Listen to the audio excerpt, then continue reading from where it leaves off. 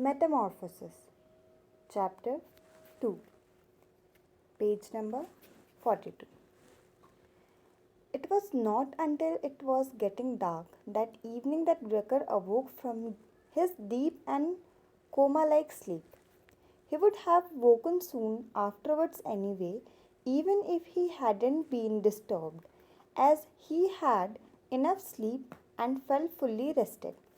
But he had the impression that some hurried steps and the sound of the door leading into the front room being carefully shut had woken him. The light from the electric street lamps shone palely here and there onto the ceiling and top of the furniture, but down below, where Gregor was, it was dark.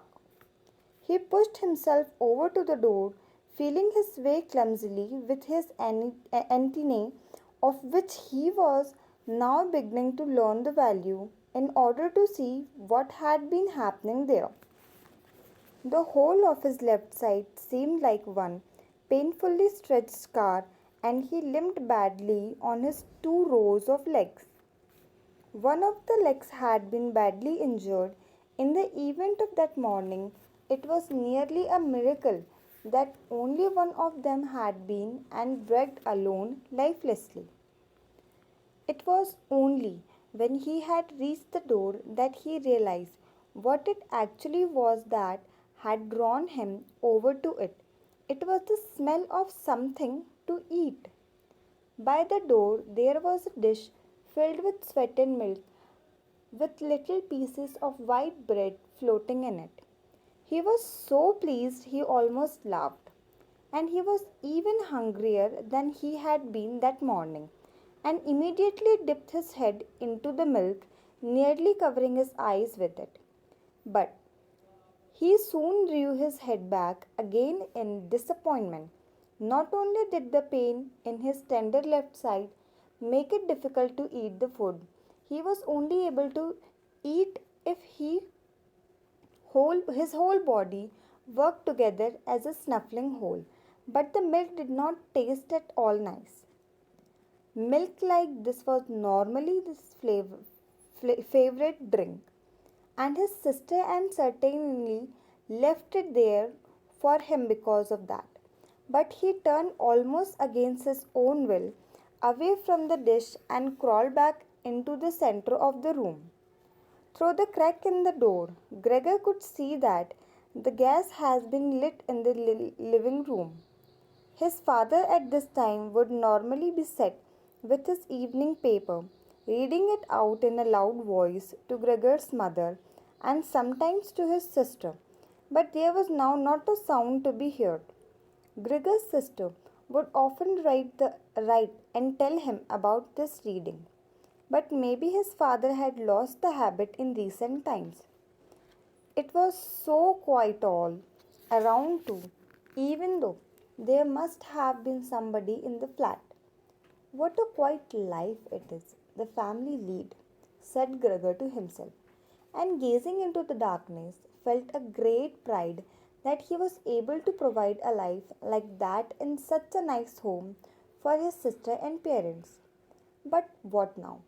If all this peace and wealth and comfort should come to a horrible and frightening end? That was something that Gregor did not want to think about too much, so he started to move about, crawling up and down the room. Once during that long evening, the door on one side of the room was opened very slightly and hurriedly closed again. Later on, the door on the other side did the same. It seemed that someone needed to enter the room, but the better of it. Gregor went and waited immediately by the door, resolved either to bring the tremendous visitor into the room in some way or at least to find out who it was.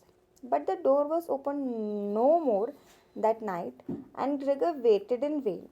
The previous morning, while the doors were locked, everyone had wanted to get in there to him. But now that he had opened up one of the door and the other had clearly been unlocked sometime during the day, no one came and the keys were in the other sides.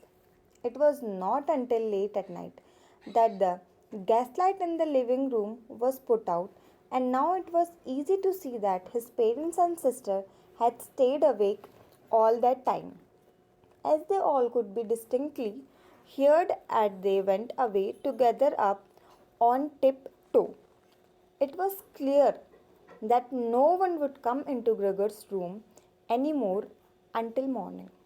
That gave him plenty of time to think undisturbed about how he would have to rearrange his life.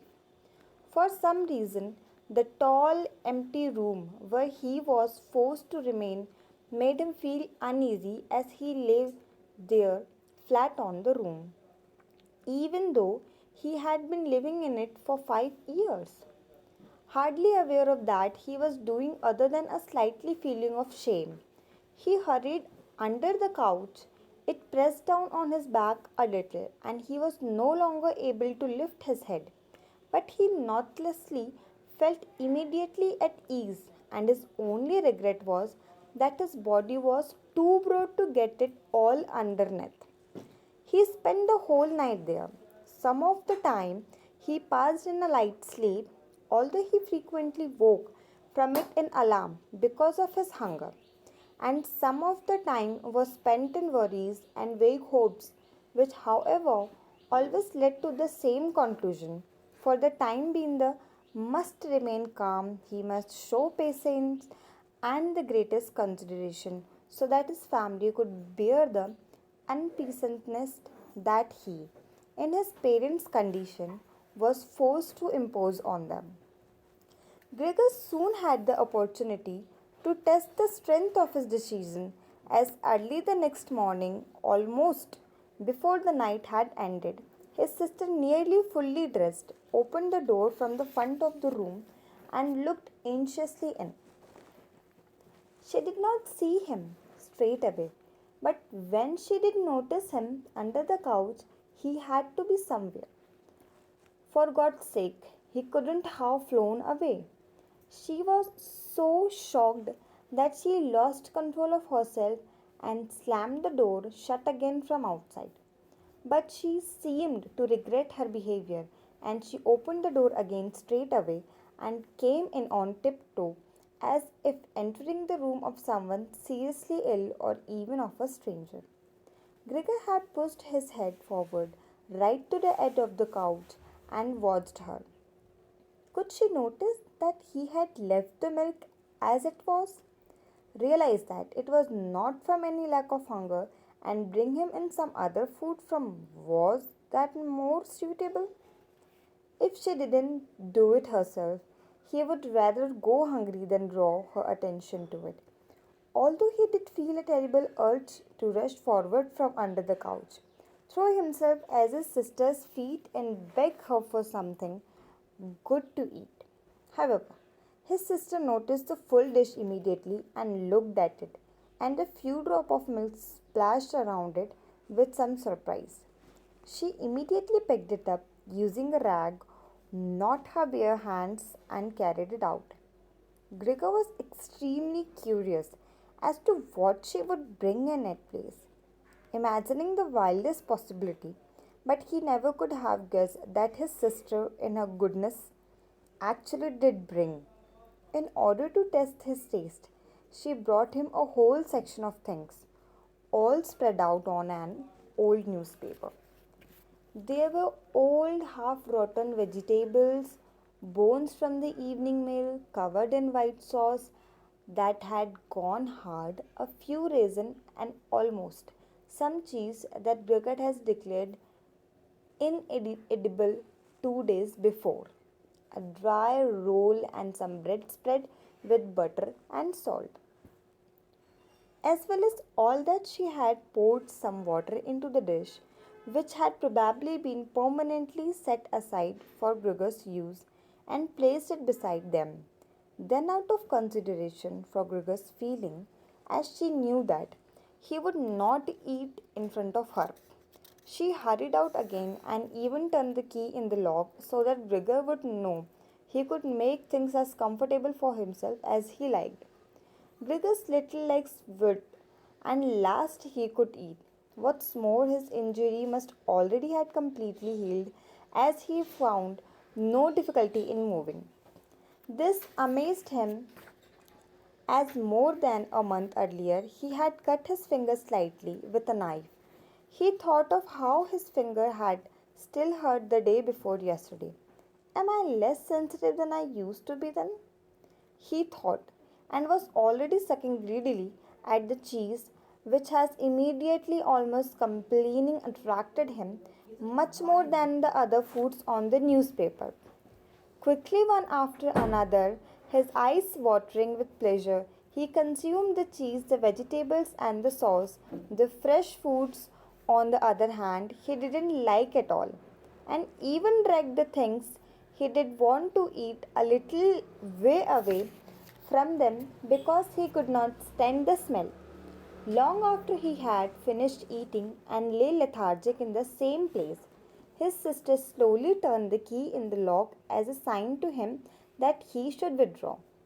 He was immediately startled, although he had been half asleep, and he hurried back under the couch. But he needed great self control to stay there even for the short time that his sister was in the room, as eating so much food has rounded out his body a little and he could hardly breathe in that narrow space. Half suffocating, he watched his burgling eyes, and his sister unselfconsciously took a broom and swept up the left covers, mixing them in with the food he had not even touched at all, and if he could not be used anymore. She quickly dropped it all into a bin, closed it with wooden lid, and carried everything out. She had hardly turned her back before Grigor came out again from under the couch and stretched himself. To be continued in next video.